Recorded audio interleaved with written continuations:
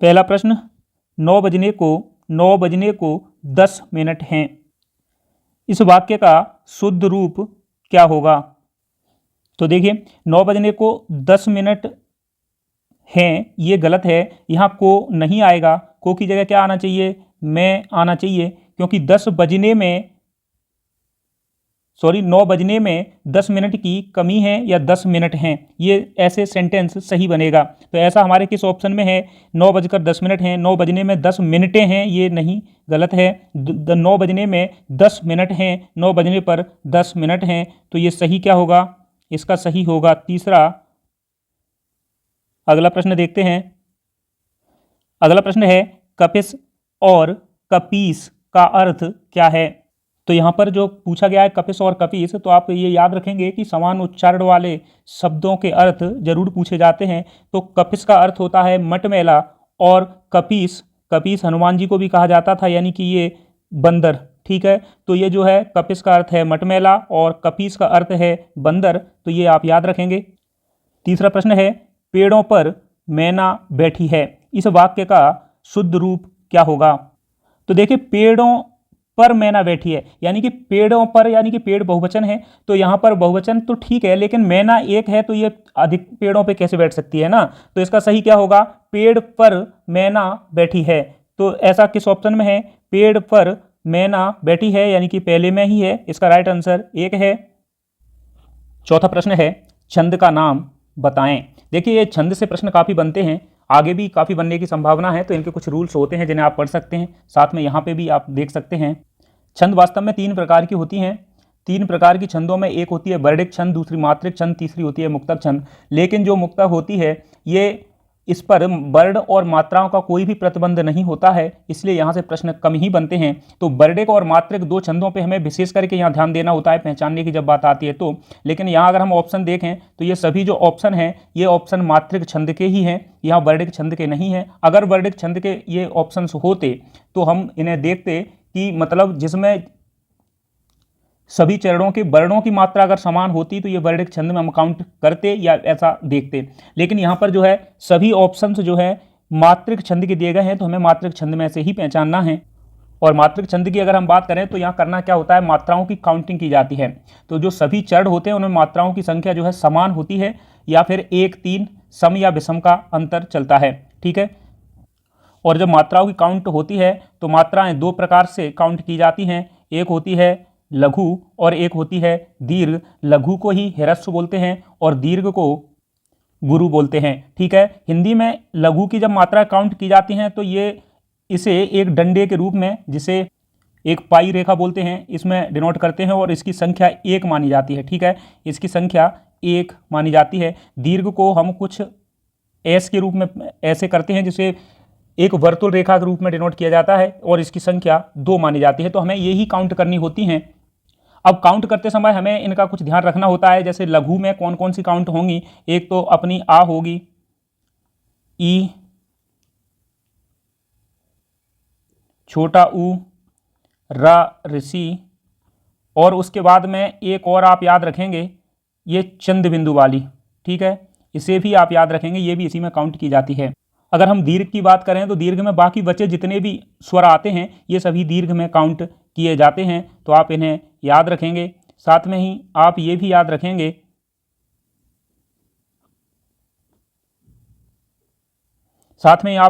रखेंगे कि यहाँ जो है ये 2 वर्णों की जो मात्रा हैं ये भी यहीं काउंट की जाती हैं। और एक विशेष बात, संयुक्त अक्षर के पहले वाला शब्द हमेशा गुरु में काउंट होता है, जैसे सभ्य। ठीक है, सभ्य, तो ये यहाँ पर वा और या संयुक्त अक्षर है, संयुक्त वर्ण है, और इसके पहले सा, हम जानते हैं सा एक ही है, यानी कि ये एक में ही गुरु में काउंट नहीं होगा। लेकिन यहाँ पर अगर संयुक्त अक्षर दिया गया है तो इससे पहले इसे गुरु में ही काउंट करना होगा। तो अब आप समझ गए होंगे कि हमें ये काउंट कैसे करना है। तो चलिए अब देखते हैं। सबसे पहले को दिया गया है, तो को अगर हम काउंट करेंगे तो इसे काउंट किया जाएगा 2 में, उसके बाद में 1। ठीक है, यहाँ 2, यहाँ पर 1, यहाँ पर 2, यहाँ पर 1, यहाँ पर 1, और मैंने बोला था चंद बिंदु वाली जो भी बात, ये जो है 1 में ही काउंट होगी। चा एक में काउंट होगी, लेकिन आप देखिएगा यहाँ ये संयुक्त अक्षर है इसलिए चा को दो में काउंट करेंगे और त्वा को एक में काउंट करेंगे, इसलिए दो एक। ठीक है, यहाँ पर भी वही सिस्टम है, लेकिन यहाँ ऑलरेडी दो है तो कोई दिक्कत नहीं है, दो की दो ही रहेगा। फिर यहाँ एक एक एक एक एक एक दो एक एक। अब अगर हम काउंट करें तो ये जो चरण है, ये पहला चरण है, यहाँ विराम चिन्ह लगा है, यति लगी है, तो ये चरण हो गया। और इस चरण में कितनी है, 2 1 3 2 5 2 7 8 2 10 11, यानी कि कुल 11। और इधर देखें तो 2 1 3 4 5 6 7 8 9 9 2 11 2 13। इसी हिसाब से आप आगे भी काउंट कर सकते हैं। चार मतलब ये जो है यहाँ पर 11 और 13 दिया गया है, और 11 और 13 या तो सोरठा में मिलेगा या फिर रोला में मिलता है, तो आप यहाँ पर सोरठा दिया नहीं गया है इसलिए आगे हम काउंट नहीं करेंगे, ये देखेंगे और इसका आंसर है रोला चंद। तो इसका राइट आंसर एक होगा। अगला प्रश्न देखते हैं। हम इसे पूरा नहीं करा पाएंगे क्योंकि यहाँ पर टाइम नहीं है, अगर आपको दिक्कत है तो आप ये फिर से रोक करके काउंट कर सकते हैं, बाकी मैंने आपको बता दिया कैसे काउंट करना होता है। अगला प्रश्न है देश निकाला। देश निकाला, इसका सामासिक विग्रह क्या होगा? तो देश निकाला का जो सामासिक विग्रह होगा ये होगा देश से निकाला। ठीक है, क्या होगा? देश से निकाला। जब कोई किसी से अलग होने की बात करता है तो वहां पर होता है कौन सा समास? अपादान, अपादान तत्पुरुष समास। ठीक है, तो आप ये भी याद रखेंगे।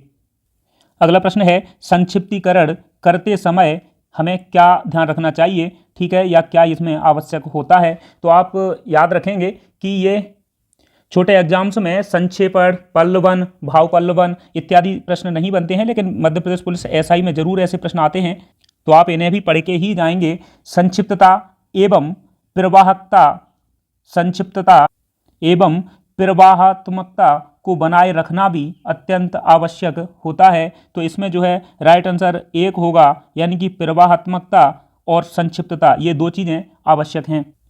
अगला प्रश्न है राष्ट्रभाषा किसका प्रतिनिधित्व करती है? तो देखिए, जब भी आपने राष्ट्रभाषा और राजभाषा ये 10वीं में पढ़ा होगा तो आपको अगर थोड़ा सा भी याद होगा, राष्ट्रभाषा का मतलब है जन जन की भाषा, और राजभाषा का मतलब होता है कि भाषा, यानी कि जो प्रशासन वगैरह के कार्यों में राजकाज की जो भाषा होती है उसे राजभाषा के नाम से जानते हैं। तो राष्ट्रभाषा का मतलब यहाँ पर क्या होगा? यहाँ होगा जन जन की भाषा, यानी कि संपूर्ण राष्ट्र का प्रतिनिधित्व करने वाली भाषा, संपूर्ण राष्ट्र का प्रतिनिधित्व करने वाली भाषा। अगला प्रश्न है रिक्ति, इसको अंग्रेजी में क्या कहते हैं? तो देखिए, ये तो आप सभी जानते होंगे कि जब भी कोई वैकेंसी आती है तो कब आती है? जब रिक्ति होती है, यानी कि वैकेंसी होती है तभी तो आती है, तो ये जो है इसका राइट आंसर होगा। अगला प्रश्न है सारी पृथ्वी के राजा, इसे क्या कहते हैं? आपने भी कई बार पढ़ा होगा कि हमारे भारत का सबसे प्रथम चक्रवर्ती सम्राट चंद्रगुप्त मौर्य को माना जाता है, तो ये जो है चक्रवर्ती के नाम से इसके लिए एक शब्द आएगा चक्रवर्ती। चक्रवर्ती सम्राट जो है सारी पृथ्वी के राजा इसको कहते हैं। अगला प्रश्न है सर्प, इसका पर्यायवाची बताना है। ठीक है, तो सर्प के पर्यायवाची आप कुछ याद रखेंगे, जैसे नाग, ठीक है, नाग है, विषधर है, नाग है, विषधर है, उरग, उरग भी सर्प को ही कहते हैं, और एक होता है ब्याल। ठीक है, जैसे आपने चंदन के बारे में पढ़ा होगा, लिपटे रहते भुजंग, तो एक होता है भुजंग, भुजंग। तो ये जो है कुछ सर्प के पर्यायवाची हैं। सारंग याद रख सकते हैं, सांप याद रख सकते हैं, तो इसमें से जो है राइट आंसर एक होगा, यानी कि भुजंग।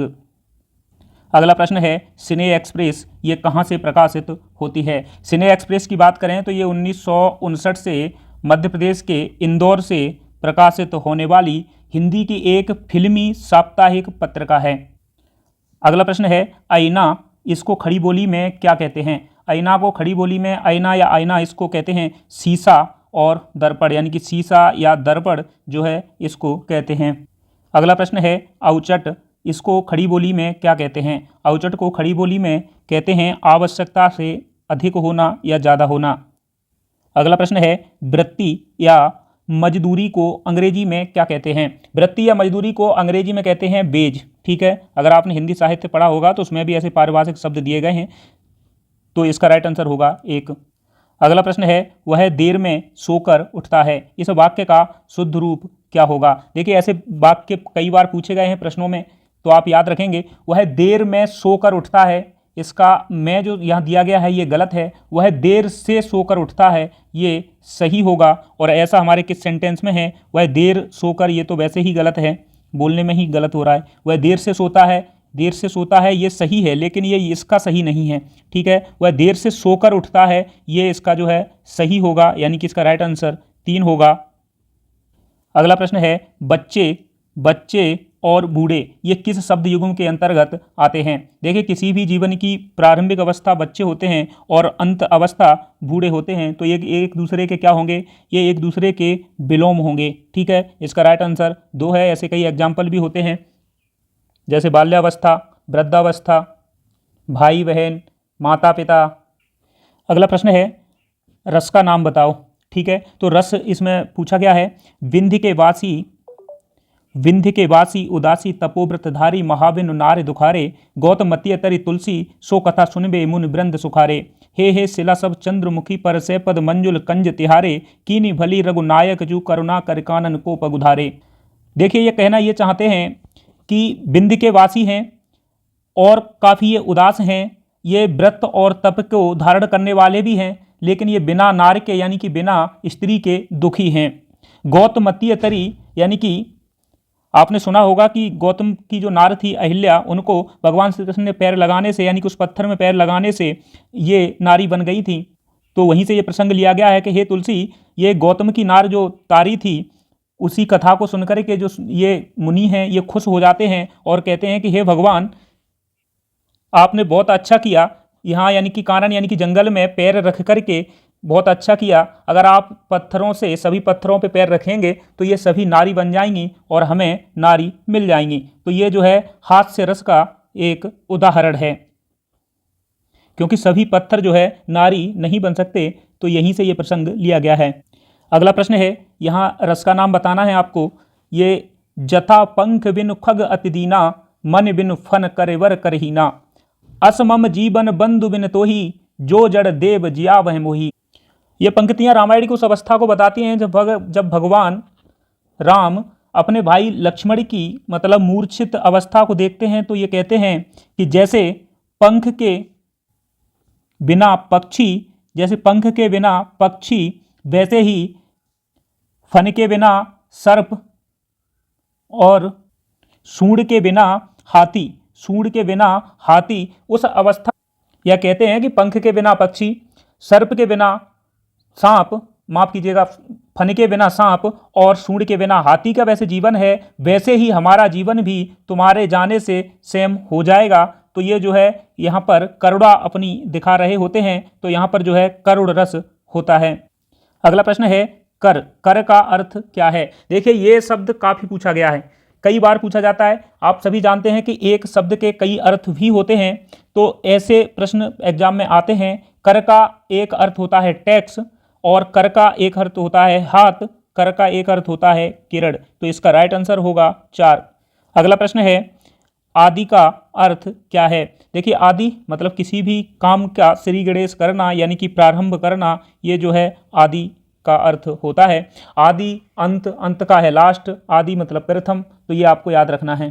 अगला प्रश्न है आदि अंत ये किस शब्द युग्म के अंतर्गत आते हैं। मैंने भी आपको बताया था कि आदि का मतलब होता है प्रारंभ और अंत का मतलब है लास्ट, तो इसका मतलब ये क्या है, एक दूसरे के ये विपरीत हैं, और विपरीत हैं तो इसका राइट आंसर होगा विलोम युग्म। अगला प्रश्न है राजकाज की राजभाषा उस भाषा को कहते हैं जिस भाषा के द्वारा क्या होता है। देखिए मैंने अभी आपको बताया था राष्ट्रभाषा और एक राजभाषा। राष्ट्रभाषा मतलब पूरे राष्ट्र में जन जन की भाषा, और राजभाषा का अर्थ होता है राजकाज की भाषा, यानी कि राजकीय कार्यों में संलग्न भाषा, और उस भाषा को बोलते हैं हम राजभाषा। तो इसका राइट आंसर होगा 1। अगला प्रश्न है साहित्य गुंजन नामक साहित्यिक पत्रिका कहाँ से प्रकाशित होती है। साहित्यिक गुंजन की बात करें तो ये वर्ष 2009 से शुरू हुई है, और ये मध्य प्रदेश के कहाँ से, इंदौर से निकलती है। एक साहित्यिक त्रैमासिक पत्रिका है। अगला प्रश्न है 4 मासों का समूह, इसको हम क्या कहते हैं। तो इसे आप या तो एक शब्द में याद रखें या फिर इसे समास के रूप में याद रखें। 4 मासों का समूह ये चौमासा कहलाता है। ठीक है, तो इसका राइट आंसर 3 है। अगला प्रश्न है 4 पैरों वाला, इसको क्या कहते हैं। 4 पैरों वाले को हम कहते हैं क्या, चतुष्पद। क्या कहते हैं, चतुष्पद। पद, यानी कि इसका राइट आंसर 3 होगा। अगला प्रश्न है चिरंतन, इसका विलोम शब्द क्या है? देखिए चिरंतन के पर्यायवाची की बात करें तो चिरंतन का अर्थ होता है पुरातन, प्राचीन या फिर बहुत परमानेंट यानी कि स्थायी। अगर हम इसके विलोम की बात करेंगे तो ये होगा क्षणभंगुर या फिर नश्वर, ठीक है, जो तुरंत ही नष्ट होने वाला है। अगला प्रश्न है वाक्य का नाम बताओ। रमेश ने बताया कि वह घर जा रहा है। देखिए जब आपसे ऐसे सब वाक्य पूछे जाएं तो आपको क्या याद रखना है? हमें ये याद रखना है कि क्या ये एक ही सेंटेंस है जिसके बीच में कुछ नहीं है तो ये सरल है, अन्यथा अगर दो से बन के मिला है तो उसके बीच में क्या है, फिर उसके आधार पे हमें तय करना होता है। रमेश ने बताया, ठीक है, ये एक सेंटेंस हो गया, की से जुड़ा है और उसके बाद में लिखा है वह घर जा रहा है। तो आप ध्यान से देखेंगे तो ये आप पाएंगे कि ये प्रधान हो गया, प्रधान वाक्य हो गया, और ये की से जुड़ करके इसे गौड़ बना देता है तो ये गौड़ वाक्य हो गया। और जब प्रधान और गौड़ वाक्य दो आपस में की या फिर इसके बाद में जो, जिसे, जैसा, इतना, उतना आदि से अगर जुड़ा हो तो इसे बोलते हैं हम मिश्रित। क्या बोलते हैं? मिश्रित वाक्य। इसका राइट आंसर होगा 2। अगला फिर से पूछा गया है, इस वाक्य को सरल वाक्य में बदलिए। तुम बाहर गए और वह रोने लगा। जब भी और, या, अथवा आदि लगे होते हैं तो ये जो है संयुक्त वाक्य होता है। और अगर हमें सिंपल जो वाक्य है यानी कि सरल वाक्य में अगर इसे कन्वर्ट करना है तो उसके लिए हमें कुछ शर्तें याद रखनी होंगी। शर्त ये होती है कि सरल वाक्य में केवल एक क्रिया होती है, ठीक है, एक समापिका क्रिया, जिसे समाप्त करने वाली क्रिया बोलते हैं, तो एक क्रिया होती है, एक उद्देश्य होता है, उद्देश्य भी एक होता है, उद्देश्य का मतलब यहाँ सब्जेक्ट है, और एक विधेय होता है। विधेय का मतलब है कि जिस सब्जेक्ट के बारे में जितना भी आगे कहा जा रहा है तो ये जो है एक विधेय में आएगा। तो एक क्रिया होगी, एक उद्देश्य होगा, एक विधेय होगा, ऐसे हमें यहाँ पर बनाना होगा। जैसे ही ज्यों ही तुम बाहर गए तो यहाँ एक क्रिया हो गई, वैसे ही वह रोने लगा, 2 क्रिया हो गई, तो ये गलत है। जैसे ही तुम बाहर गए वैसे ही वह रोने लगा, ये भी गलत हो गया। तुम्हारे बाहर जाते ही वह रोने लगा, यहाँ क्रिया तो एक ही है। तुम्हारे बाहर तो एक ही यहाँ पर उद्देश्य है यानी कि सब्जेक्ट है, बाहर जाते ही इसी के बारे में कहा जा रहा है। तो इस प्रश्न का राइट आंसर क्या होगा? ये 3 सही होगा और ये सब आपको याद रखना है। ऐसे ही वाक्य पूछे जाते हैं। यहाँ फिर से पूछा गया है इस वाक्य को संयुक्त वाक्य में बदलना है। तो देखिए जब भी संयुक्त वाक्य की बात करते हैं तो हमेशा याद रखना है दो सरल वाक्य जब और, या, अथवा, किंतु, परंतु, लेकिन इत्यादि जैसे शब्दों से अगर जुड़े हैं तो ये क्या होते हैं? संयुक्त वाक्य होते हैं। तो हमें सबसे पहले यही याद रखना होता है। अब हमें एक शब्द दिया गया है, कठोर बनकर भी सहृदय बनो। अब अगर हम यहाँ इसका संयुक्त वाक्य देखें तो कठोर बनो परंतु सहृदय बनो, ये इसका पहला ही आंसर सही है। परंतु से जुड़ा है, 2 सरल वाक्य अलग अलग हो गए। यहाँ आगे देखेंगे कठोर होते हुए सहृदय बनो, तो यहाँ पर कोई भी बीच में ये शब्द नहीं है। कठोर बनते हुए सहृदय बनो ऐसे ही है। कठोर और सहृदय बनो, तो यहाँ तो ये गलत है, यहाँ ये ही गलत है, बाकी की भी गलती है। तो इसका राइट आंसर 1 होगा। अगला प्रश्न है अलंकार का नाम बताओ। देखिए रस पूछा गया है, अलंकार पूछे गए हैं, छंद भी पूछी गई हैं, यानी कि ये टॉपिक आपको सही से कवर करना है।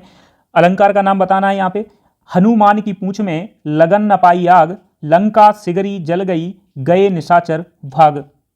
देखिए जब भी यहाँ ऐसे अलंकार आए कि कोई काम हो नहीं पाया और उससे पहले ही बाकी के कार्य संपन्न हो गए तो वहाँ क्या होता है? अतिशयोक्ति। जब हनुमान जी की पूंछ में आग लग ही नहीं पाई थी तो लंका पूरी की पूरी कैसे जल गई, यानी कि ये अतिशयोक्ति है। कवि ने आगे बढ़ा चढ़ा करके बात कही है, यही कह रहे हैं। और निशाचर फिर कैसे भाग गए जब सारी लंका एकदम जल ही गई? तो ये जो है अतिशयोक्ति अलंकार के अंतर्गत आता है। तो इसका राइट आंसर क्या होगा? अतिशयोक्ति अलंकार होगा। आगे फिर पूछा गया है अलंकार का नाम बताओ। प्रिय प्रवास की बात चलत ही सूखी गया त्य कोमल गात। यहाँ पर भी सेम वैसी ही कंडीशन है, इसलिए यहाँ पर इसका राइट आंसर क्या होगा? अतिशयोक्ति अलंकार। एक बात और हमें बतानी थी, बात यह है कि जब भी आपको ये कई बार पूछा जाता है कि शुद्ध वर्तनी बताइए तो आप याद रखेंगे यहाँ से ये शुद्ध वर्तनी नहीं होती, शुद्ध वर्तनी अतिशयोक्ति होती है, ना कि अतिशयोक्ति। ठीक है, तो हमें बोलने में क्या होता है? अतिशयोक्ति बोलते हैं, इसलिए हम हमेशा इसी को सही मानते हैं, लेकिन ये ऐसा होता नहीं है, इसलिए आप इसे भी याद रखेंगे। अगला प्रश्न है ... और शब्द चयन में विशेष ध्यान देने से कविता भाव संप्रेषण में सहायक होती है। सर्वनाम और शब्द, अलंकारों के सार्थक प्रयोग और शब्द, संज्ञा का सार्थक प्रयोग और शब्द, विशेषण और शब्द। तो इसमें राइट आंसर क्या आना चाहिए? इसका राइट आंसर आएगा 2, यानी कि अलंकारों का सार्थक प्रयोग और शब्द चयन में विशेष ध्यान देने से कविता भाव में संप्रेषण की आवश्यकता जो है होती है। तो इसका राइट आंसर। अगला प्रश्न है, सही विकल्प का चयन करें। रस ... ब्रह्म है। तो देखिए रस का शाब्दिक अर्थ क्या होता है? रस का शाब्दिक अर्थ होता है आनंद। ठीक है, तो जो है रस का शाब्दिक अर्थ होता है आनंद। रस को काव्य की आत्मा या प्राण तत्व भी कहा जाता है। एक उपनिषद है तैत्तिरीय उपनिषद, जिसमें कहा गया है रसो वे सह। तो इसका अर्थ होता है आनंद ही ब्रह्म है। हम समझ चुके होंगे कि रस का यहाँ जो क्या आना चाहिए, तो रस आनंद स्वरूप क्या है? ब्रह्म है। रस आनंद स्वरूप ब्रह्म है, ये आपको याद रखना है। अगला प्रश्न है, सही विकल्प का चयन करें। भाव दशा के कारण वचन में आए परिवर्तन को हम क्या कहते हैं? तो उसे कहते हैं वाचिक आलंबन। क्या कहते हैं? वाचिक आलंबन। माफ कीजिएगा, ये सही नहीं है। वाचिक आलंबन वहाँ कार्य करता है जहाँ किसी का सहारा पाकर के स्थायी भाव जागते हैं, लेकिन यहाँ अगर बात करें तो ये जो है वाचिक अनुभाव होता है। इसका राइट आंसर 2 होगा। अगला प्रश्न है, सही विकल्प का चयन करें। काव्य, कविता या पद्य साहित्य की वह विधा है जिसमें किसी कहानी या मनोभाव को ... से किसी भाषा के द्वारा अभिव्यक्त किया जाता है। तो ये जो है कला की एक विधा है, इसलिए इसका राइट आंसर होगा कलात्मक रूप से किसी भाषा के द्वारा अभिव्यक्त किया जाता है। अगला प्रश्न है, सही विकल्प का चयन कीजिए। मैंने अभी आपको बताया था कि संक्षेपण, भाव पल्लवन इत्यादि ये प्रश्न एसआई में आते हैं, इसलिए आपको ये टॉपिक क्लियर करके चलना होगा। पल्लवन में सूत्र, वाक्य, विचार या भाव को ... क्या किया जाता है? तो ये जो है पल्लवन में सूत्र, वाक्य, विचार या भाव को मात्र क्या किया जाता है? विस्तार दिया जाता है। मात्र विस्तार दिया जाता है। तो इसका राइट आंसर 2 है। फिर से वही प्रश्न है, पल्लवन सामान्यतः किसमें किया जाता है? सामान्यतः का मतलब है कि अधिकांश समय ये पल्लवन जो है ये पद्य की भाषा में ही किया जाता है।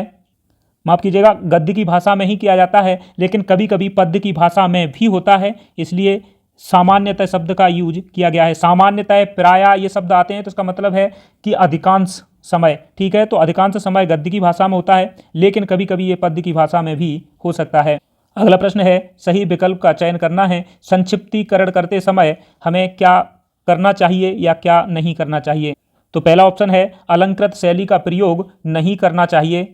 इसका ये पहला सही है। अलंकृत शैली का प्रयोग करना चाहिए, नहीं, ये गलत है। भाग संतुलन करना चाहिए, भार संतुलन करना चाहिए। तो इस प्रश्न का राइट आंसर क्या होगा? राइट आंसर 1 होगा, यानी कि अलंकृत शैली का प्रयोग नहीं करना चाहिए। अगला प्रश्न है, सही विकल्प का चयन करो। ज्ञान की किसी विशेष विधा यानी कि कार्य क्षेत्र में प्रयोग किए जाने वाले शब्दों को हम क्या कहते हैं? तो मैंने अभी थोड़ी देर पहले बताया था, जब हिंदी साहित्य की बात कर रहा था, तो वहाँ मैंने बोला था कि ये पारिभाषिक शब्दावली के अंतर्गत इन्हें रखा जाता है। तो इसका राइट आंसर 2 है। अगला प्रश्न है, सही विकल्प का चयन करें। चमत्कार की क्षमता रखने वाले एक ही श्लोक को हम क्या कहते हैं? उसको कहते हैं मुक्तक श्लोक। ठीक है, इसका राइट आंसर 1 है। अगला प्रश्न है, खंड काव्य में मुख्य चरित्र के किसी एक प्रमुख विशेषता का चित्रण होने के कारण अधिक ... नहीं होता है। तो जब ऐसी कंडीशन आएगी तो ना तो इसमें विविधता आएगी और ना ही इसका क्या होगा? विस्तार होगा। तो इसका राइट आंसर 3 होगा। अगला प्रश्न है, हाथी का पर्यायवाची बताओ। हाथी का पर्यायवाची आप सभी जानते हैं, एक होता है गज, दूसरा होता है बारड़, तीसरा होता है दंती में छोटी आएगी दंती। ठीक है, एक होता है हस्ती। तो ये जो है सभी, हस्त हाथ का होता है लेकिन हस्ती हाथी का होता है। और साथ में ही आपको याद रखना है यहाँ पर क्या, एक रखना है कुंजर और मतंग। ठीक है, कुंजर और मतंग। तो इसमें जो राइट आंसर क्या होगा? 3 होगा। ये मतंग जो है हाथी का पर्यायवाची है। अगला प्रश्न है, इनमें से क्या कविता के पदों में सक्रियता और प्रभावशीलता ये लाता है? तो ये लाने वाला है काव्य गुण। इसका राइट आंसर होगा 3। अगला प्रश्न है, इनमें से कौन सा शब्द ओड़ा प्रत्यय से बना है? प्रत्यय हमेशा शब्द के पीछे लगता है। तो इसमें देखिए हसोडा, हसोड़ा नहीं है, इसलिए ये गलत है। हसोरा ये भी गलत है। हसोड़ इसमें ओड़ है ना कि ओड़ा, और ये जो है इसमें ओड़ा है। हस और ओड़ा यानी कि हसोड़ा, इसका राइट आंसर 4 होगा। अगला प्रश्न फिर से, इनमें से कौन सा शब्द गार प्रत्यय के द्वारा बना है? तो मदगर, गर में गर है, ये नहीं है, गलत है। मददगार, ये जो है गार प्रत्यय इसमें लगा है। कमगर इसमें नहीं है, और कामगर ये भी इसमें नहीं है। मददगार, कामगार ये हो सकता था। राइट आंसर 2 है। अगला प्रश्न है, ठोस का विलोम शब्द कौन सा है? अगर हम ठोस की बात करें तो ठोस का कठोर होता है पर्यायवाची, और अगर हम बात करें विलोम की तो आप सभी जानते हैं कि या तो क्या होगा इसका, तरल होगा या मुलायम होगा। तो राइट आंसर 2 है। अगला प्रश्न है, बोली किसकी इकाई है? बोली जो है ये सभी जानते हैं आप कि ये जो भाषा की सबसे छोटी इकाई होती है। अगला प्रश्न है, वाक्य भेद के आधार पर वाक्य का नाम बताओ। मैंने अभी आपको 3 ये वाक्य वाले प्रश्न कराए थे जिसमें मैंने बताया था, और अगर आपने सही से सुने होंगे तो आप इसे आसानी से कर सकते हैं। मैंने बोला था कि जब 2 सरल वाक्य आपस में किंतु परंतु अथवा इत्यादि से जुड़े होते हैं, और अथवा या इससे, तो फिर ये जो है क्या होता है, ये होता है संयुक्त वाक्य। तो इसका राइट आंसर क्या होगा? 3 होगा, यानी कि ये संयुक्त वाक्य का उदाहरण है।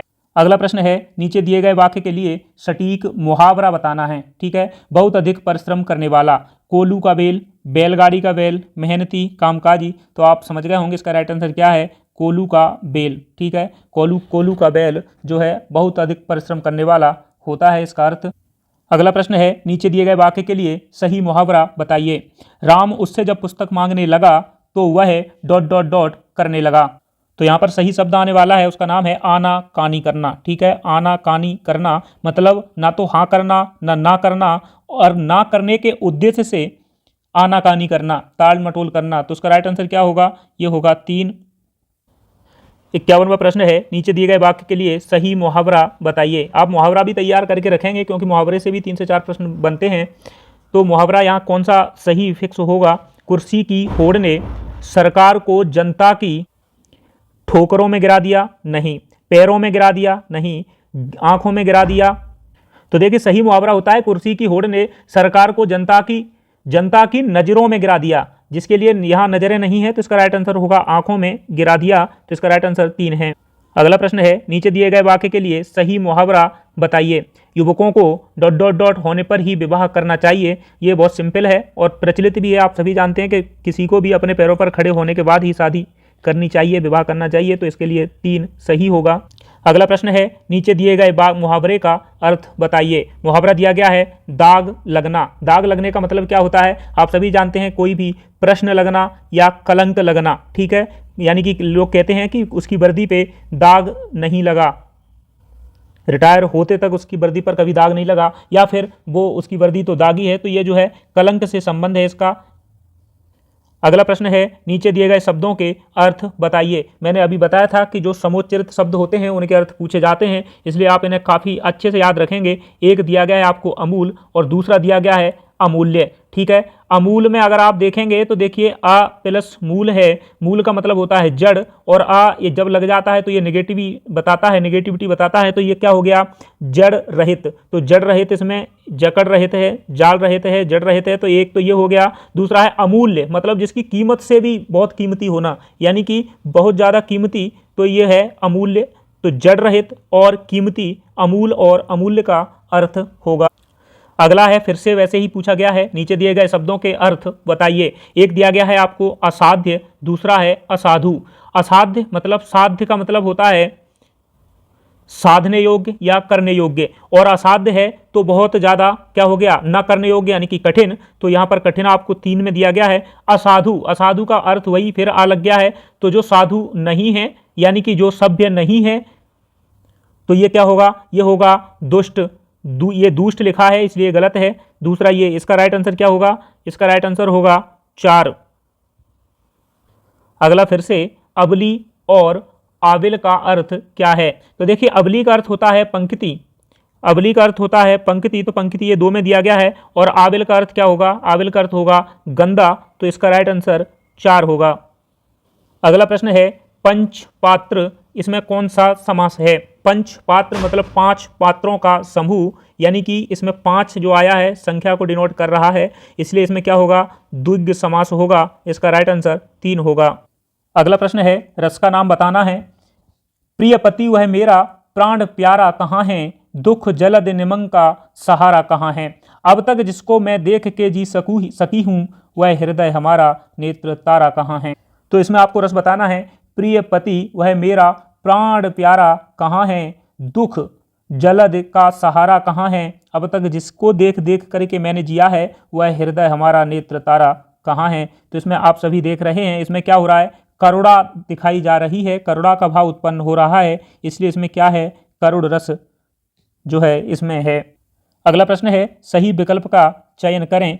छंद जो है इसका शाब्दिक अर्थ होता है बंधन, ये सही है और ऐसे भी कई बार प्रश्न पूछा गया है तो आप इसे याद रखेंगे। लेकिन ये डॉट डॉट डॉट के नियमों पर आधारित काव्य रचना को छंद कहा जाता है। देखिए यहाँ परिभाषा पूछ ली गई है, तो आपको इतना याद रखना है कि छंद का शाब्दिक अर्थ बंधन होता है। छंद के 6 अंग होते हैं, छंद के 6 अंग होते हैं। इनमें कौन कौन से होते हैं, तो एक होता है चरण, चरण पद या पाद, ठीक है, ये इसमें कहीं नहीं है। दूसरा है वर्ण या फिर मात्रा, तो यहाँ पर जो है मात्रा दी गई है, मात्रा दी गई है। तीसरा होता है संख्या या क्रम, संख्या या क्रम किसी ऑप्शन में नहीं है। गढ़ एक होता है, फिर गढ़, और दूसरा होता है गति, तो गति यहाँ पर भी दी गई है। यहाँ गीत दिया गया, ये गलत हो गया, तो गति गति ये 2 में दिया गया है। और होता है यति, यानी कि विराम जो लगता है वहाँ पर यति या फिर जिसे विराम बोलते हैं, तो ये विराम यहाँ दिया गया है, इसमें विराम नहीं है। और चौथा होता है तुक, तो तुक इसमें भी है, इसमें कूत दिया गया है। तो इस प्रश्न का राइट आंसर क्या होगा, 2 होगा। यानी कि 6 अंग होते हैं, चरण जिसे पद या पाद भी बोलते हैं, दूसरा होता है वर्ण या मात्रा, तीसरा होता है संख्या और क्रम, चौथा होता है गढ़, पांचवा होता है तुक, यति या विराम छठवा होता है, और एक होता है गति जिसे यही कहा जाता है। तो आगे देखते हैं। तो कुल मिला के 6 नहीं बल्कि 7 जो है 7 अंग होते हैं, तो ये आपको याद रखना है, इनसे पूछा जाता है। अगला प्रश्न है, सही विकल्प चुनें।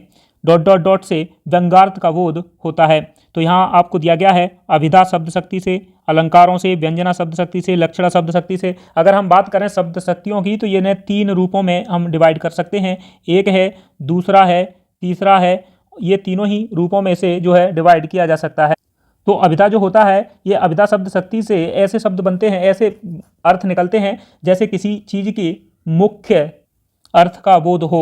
लेकिन लक्षणा से मुख्य शब्द का बोध न होते हुए, मुख्य अर्थ का बोध न होते हुए थोड़ा सा अलग होता है। और व्यंजना में जो है यहाँ व्यंग्यार्थ होता है, यानी कि यहाँ किसी बात के भीतर दूसरी बात छिपी होती है, तो यहाँ पर व्यंजना शब्द शक्ति होती है। अगला प्रश्न है, इस पद को ध्यान से पढ़ें और नीचे दिए गए प्रश्नों का उत्तर दें। जब भी ऐसे प्रश्न हमारी परीक्षा में आए, या तो गद्य दी जाए या पद दी जाए, तो आपको मेरी एक सलाह है, सबसे पहले आपको करना यह है कि आप पहले जाकर के इनके दिए हुए प्रश्नों को जाकर के पढ़ लें, और उसको पढ़ने के बाद में थोड़ा सा ध्यान रखें और कि कहाँ से प्रश्न पूछा गया है, फिर उसके बाद में गद्य या पद को पढ़ें। तो इससे होता यह है कि जब भी प्रश्न हमारे आगे से गुजर चुका है और जब हम उसे गद्य या पद्य में से पढ़ेंगे तो हमें कुछ न कुछ समझ में जल्दी आ जाएगा।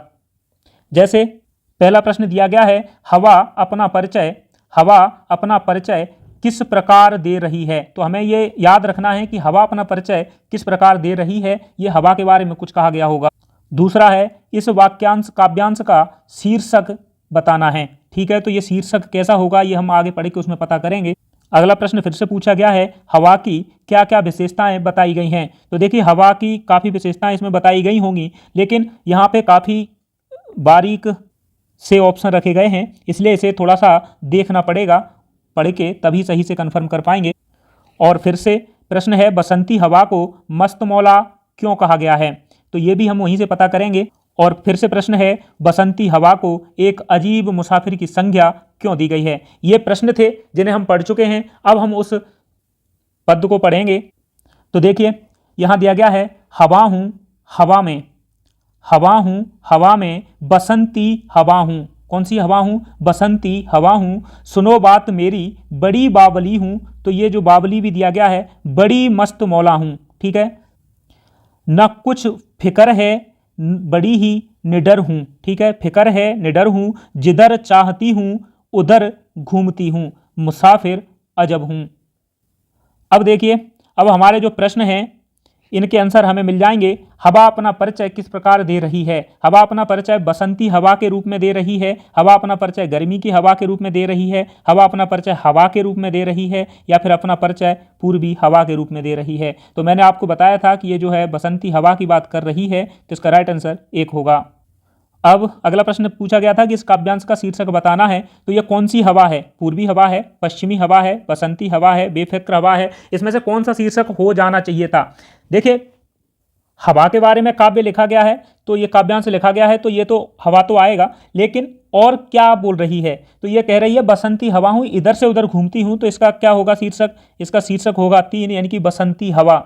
अगला प्रश्न फिर से है, हवा क्या क्या विशेषताएं बताई गई हैं? हवा की कौन कौन सी विशेषताएं बताई गई हैं? तो देखिए, हवा क्या क्या कह रही है। हवा बुद्धिमान है, नहीं, बुद्धिमान तो उसने बोला ही नहीं है, ठीक है। मस्त मौला है, बेफिक्र है, निडर है, स्वच्छंद है। अगर ये पहला ही गलत है तो आगे और देख लेते हैं। और इधर उधर घूमने वाली, अनोखी, मुसाफिर है। बाकी ये सही है, लेकिन ये यहाँ पर बुद्धिमान नहीं बोला, इसलिए हम अपने मन से कुछ नहीं लगाएंगे यहाँ पर।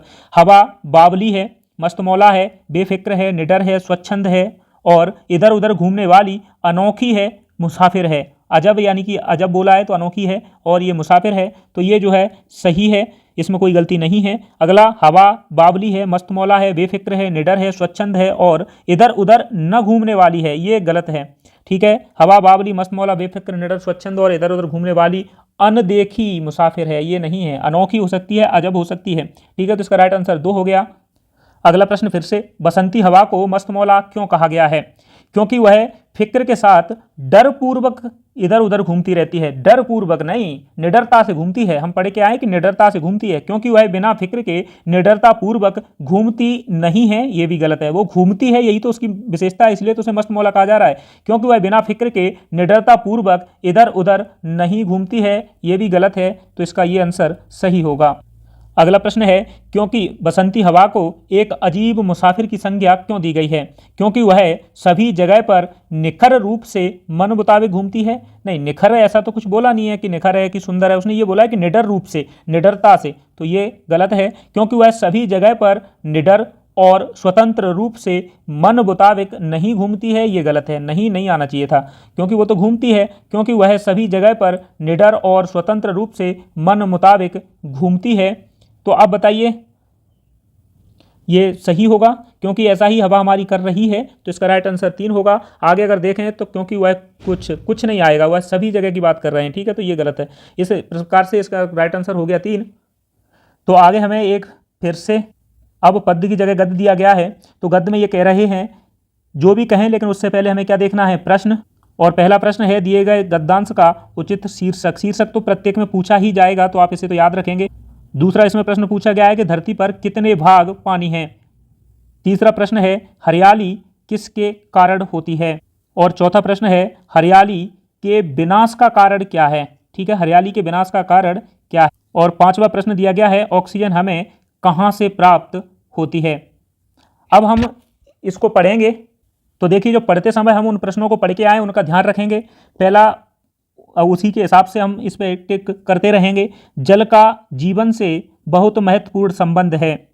हमारे शरीर में 3 भाग पानी का है, उसी प्रकार धरती पर 3 भाग जल का है। देखिए, एक प्रश्न का राइट आंसर ये हो गया, जल के कारण हरियाली है। तो देखिए, ये भी हो गया एक प्रश्न, क्योंकि ये पूछा गया कि किसके कारण हरियाली है, तो जल के कारण हरियाली है। और हरियाली से ऑक्सीजन प्राप्त होती है, ये भी पूछा गया है कि ऑक्सीजन हमें किससे प्राप्त होती है, तो यहाँ पर हरियाली से ऑक्सीजन प्राप्त होती है। हाँ, एक चीज़ और बताएं कि अगर आप ऐसे न सोचें कि हमें यथार्थ आंसर कुछ भी हो, लेकिन हमें आंसर अपना इसी गद्य से देना है, चाहे फिर वो गलत ही क्यों ना हो। ठीक है, तो ये भी याद रखेंगे।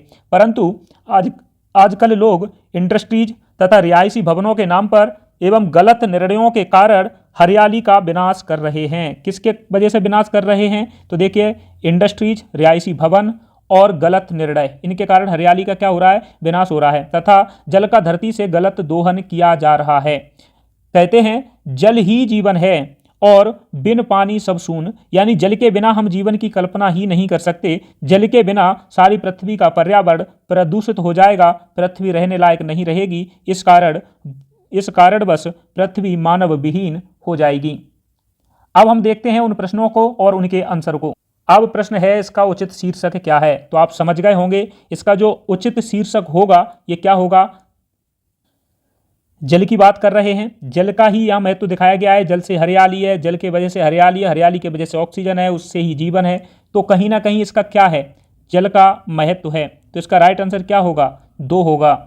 अगला प्रश्न पूछा गया था कि धरती पर कितने भाग पानी है। तो हमारे शरीर में भी 1/3 भाग पानी बताया और यहाँ पर भी 3 भाग पानी बताया है। तो इसका राइट आंसर क्या होगा, ये जो है राइट आंसर 3 भाग होगा। अगला प्रश्न फिर पूछा गया था कि हरियाली किसके कारण है। तो हरियाली किसके कारण है, जल के कारण है। अगर जल नहीं है तो हरियाली नहीं होती। तो ये जो है इसका राइट आंसर 1 होगा। अगला प्रश्न पूछा गया था कि हरियाली के विनाश का कारण क्या है। तो देखिए हरियाली के विनाश का कारण यहाँ पर जो दिया गया था, क्या दिया गया है, ये दिया गया है परंतु आजकल लोग इंडस्ट्रीज, रिहायशी भवनों के नाम पर गलत निर्णयों के कारण हरियाली का विनाश कर रहे हैं तथा जल का धरती से गलत दोहन किया जा रहा है। अब अगर हम पहले ऑप्शन को पढ़ें, इंडस्ट्रीज सही है, रिहायशी भवनों के नाम पर जल का धरती से गलत दोहन एवं गलत निर्णयों के कारण हरियाली का विनाश हो रहा है, तो ये जो है सही होगा। दूसरा देखें, इंडस्ट्रीज रिहायशी भवनों के नाम पर जल का धरती से गलत दोहन एवं गलत निर्णयों के कारण जल का विनाश हो रहा है, ये गलत है। किसका विनाश हो रहा है, यहाँ हरियाली का विनाश हो रहा है। तीसरा ऑप्शन है इंडस्ट्री रिहायशी भवनों के नाम पर पेड़ पौधों का धरती से गलत दोहन। नहीं, पेड़ पौधों का धरती से गलत दोहन नहीं है, बल्कि जल का धरती से गलत दोहन है। तो ये ऑप्शन भी गलत होगा। और अगला ऑप्शन दिया जा रहा है सड़कों भवनों के नाम पर जल का धरती से गलत दोहन, या सड़क की बात नहीं की गई है, तो हम अपने मन से कुछ नहीं करेंगे। इस प्रश्न का राइट आंसर 1 हो गया। और अगला प्रश्न था ऑक्सीजन हमें कहाँ से प्राप्त होती है। तो यहाँ पे देखिए ऑक्सीजन के बारे में क्या कहा गया है, ऑक्सीजन जो है हमें हरियाली से प्राप्त होती है। तो यही इस प्रश्न का राइट आंसर होगा, ऑक्सीजन हमें हरियाली से प्राप्त होती है। इसका राइट आंसर 1 होगा। यहाँ पर हमारी हिंदी का एंड होता है। हिंदी 70 नंबर की थी जो हमने पूरी कंप्लीट कराई है। जहाँ तक संभव हुआ है फैक्ट देने की हमने वही भी सब किया है। साथ में ही अगर आप लोग इस चैनल पर नए आए हों तो इस चैनल को सब्सक्राइब जरूर कर लें, ताकि आगे आने वाली हिंदी या फिर अन्य कई एग्जाम्स एमपी में जो होने वाले हैं, एमपी पुलिस, एमपी एसआई, उन सभी के लिए Hindi, English, GK, math, reasoning इत्यादि की हम क्लास शुरू करेंगे, जिसमें आप लोग अपनी तैयारी को और तेज कर सकते हैं।